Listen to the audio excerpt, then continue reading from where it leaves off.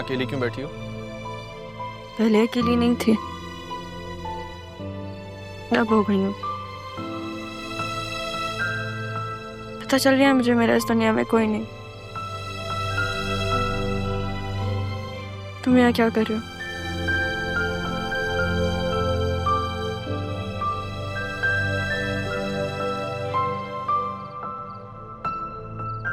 मुझे पता था तुम यहीं मिलोगी।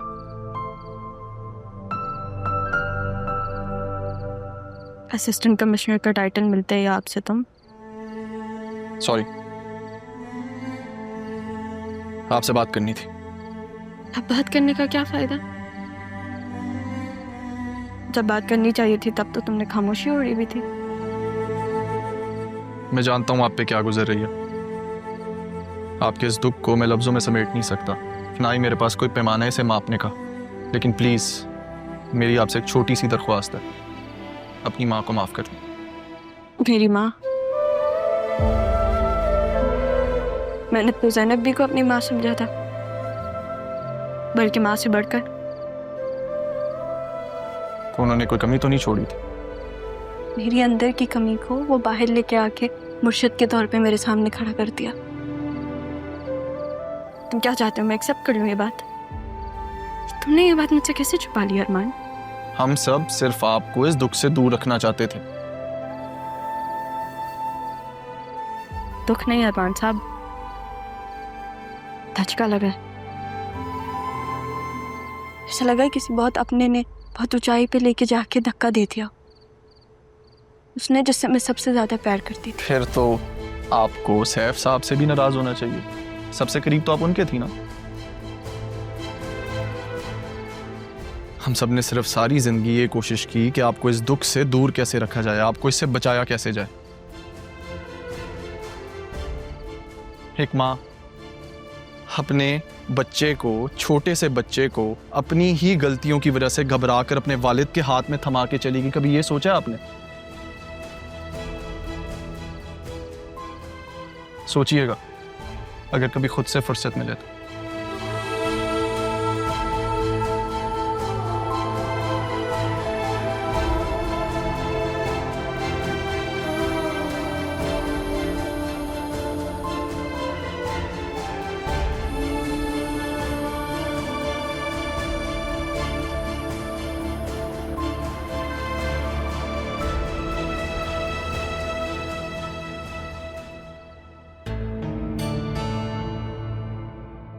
अभी कमरे पर काबिज हो रही है, कल को जायदाद में भी हिस्सेदारी मांग लेगी और अदील बाप के बाद बहन की मोहब्बत में ऐसा कर भी देगा। उफ अल्लाह, हद है अदील की भी। क्या क्या सोचा था और क्या हो रहा है। जिंदगी में सुकून ही नहीं आके दे रहा इन लोगों की वजह से। ज़ैनबी, बात सुनिए, इधर आइए।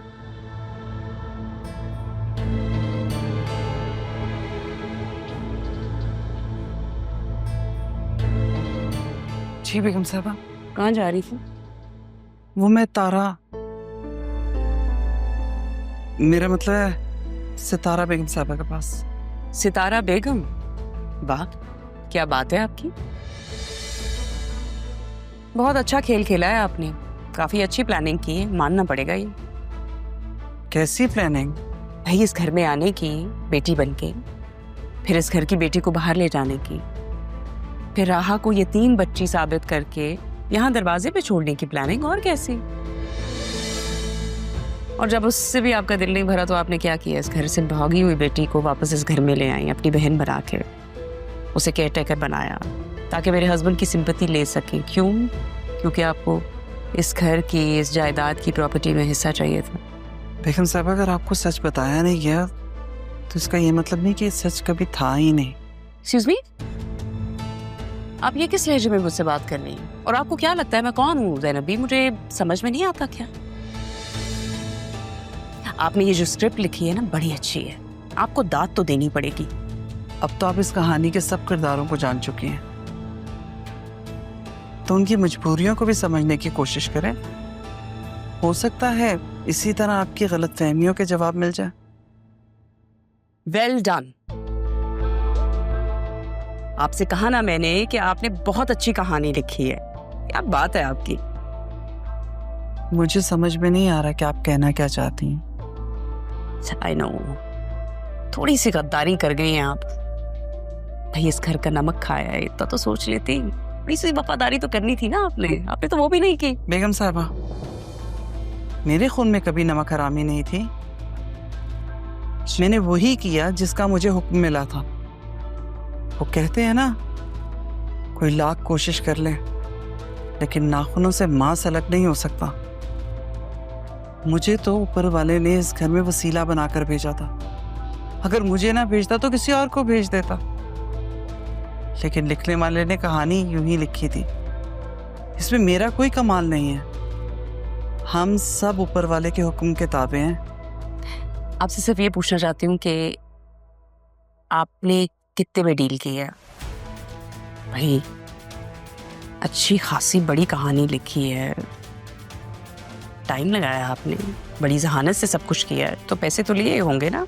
एक बात कहूँ आपसे, मेरी तरफ से अपना दिल मत बुरा कीजिए, बल्कि ऊपर वाले की मसलहतों को समझने की कोशिश कीजिए। इस तरह आपका दिल किसी से भी बुरा नहीं होगा। बेगम साहिबा, मैं चलती हूँ, मुझे देर हो रही है।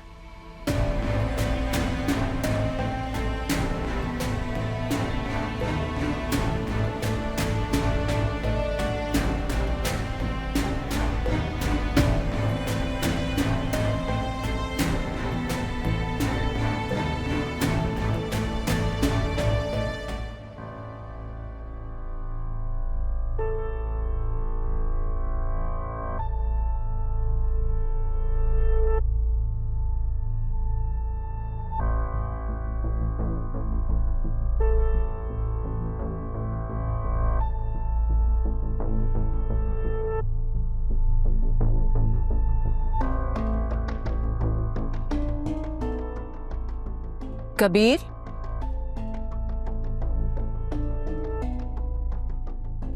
क्या हुआ कबीर? तबीयत खराब है? आज काम पे नहीं जाओगे? नहीं। अच्छा सुनो, वो स्कूल की तरफ से ना एक इंक्वायरी आई है। कह रहे थे कि घर के सरबराह के दस्तखत चाहिए। हमारे घर के सरबराह तो तुम ही हो ना?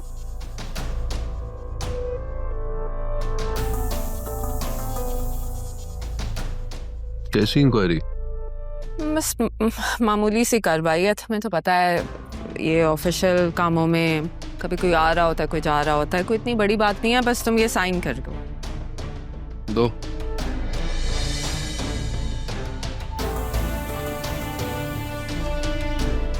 एक और